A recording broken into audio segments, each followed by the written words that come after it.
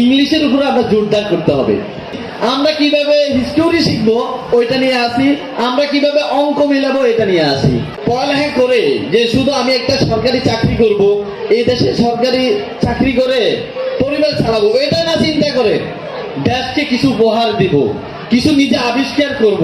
এই অনুষ্ঠানটা যারা আয়োজন করেছেন, যারা সাজিয়েছেন, কারণ আপনারা হয়তো প্রথম হয়েও অনেক সুন্দর এই আয়োজনটা করার জন্য আপনাদেরকে অন্তঃস্থল থেকে ধন্যবাদ জানাই। আলিশ্বর স্টেশন এবং কি আলিশ্বর গ্রামটাও অনেক ঐতিহ্য বহন করে। এখানে আমার সামনে অনেক বিজ্ঞ লোকেরা আছেন, বিশেষ করে আজকের যিনি প্রধান অতিথি আমাদের লালমাই ভুজালার গর্ব ডক্টর জুয়েল স্যার, উনিও কিছুক্ষণের মাধ্যমে আসবেন। তো আমি ছাত্রছাত্রীদের উদ্দেশ্যে আজকে কিছু কথা বলবো। আপনারাও যেমন ছাত্র ছিলেন, আমরাও পড়ালেখা করে আসছি। আসলে আমাদের বাংলাদেশের শিক্ষা ব্যবস্থাটা মানে অনেকটাই আমি মনে করব, কারণ স্যার কিছুক্ষণ আগে বলছিল যে ইংলিশের উপরে আমরা জোরদার করতে হবে। আসলে ইংলিশ কিন্তু একটা ল্যাঙ্গুয়েজ, আমাদের বাংলা ভাষার মতো। আমরা এখনো কত পিছনে পড়ে আছি যে আমরা ইংলিশটা এখনো শিখতে হবে।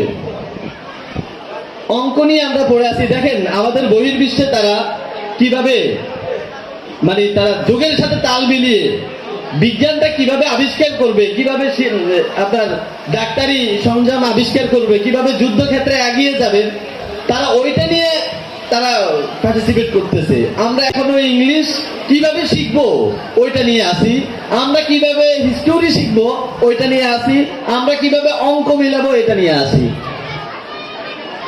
তা আমাদের ভাইদেরকে বলবো, পড়ালেখা করে যে শুধু আমি একটা সরকারি চাকরি করব, এই দেশে সরকারি চাকরি করে পরিবার চালাবো এটা না চিন্তা করে দেশকে কিছু উপহার দিব, কিছু নিজে আবিষ্কার করব, আমি একটা ব্যবসায়িক প্রতিষ্ঠান করব, আপনার ওইটা চিন্তা করে পড়ালেখা করবেন। বিশেষ করে এখানে যারাই ছাত্রছাত্রীর মধ্যে আমি মনে করব 50% আছে আপনাদের ভাই এবং বাবা প্রবাসে থাকে। আর প্রবাসীর ছেলে মেয়েদেরকে বলবো আপনারা ভালো করে পড়ালেখা করবেন, কারণ আপনার বাবার কষ্ট অর্জিত টাকা দিয়ে অনেক কষ্টের বিনিময়ে আপনার বাবা আপনার জন্য, আপনার পরিবারের জন্য টাকা পাঠায়। আপনার বাবা আপনার ভাই অনেক কষ্ট করে এই দেশের জন্য রেমিটেন্স পাঠায়। অতএব আপনারা ভালো করে পড়ালেখা না করলে আমি মনে হয় তাদের যে কষ্ট অর্জিত টাকাটা আসলে বৃথা যাবে।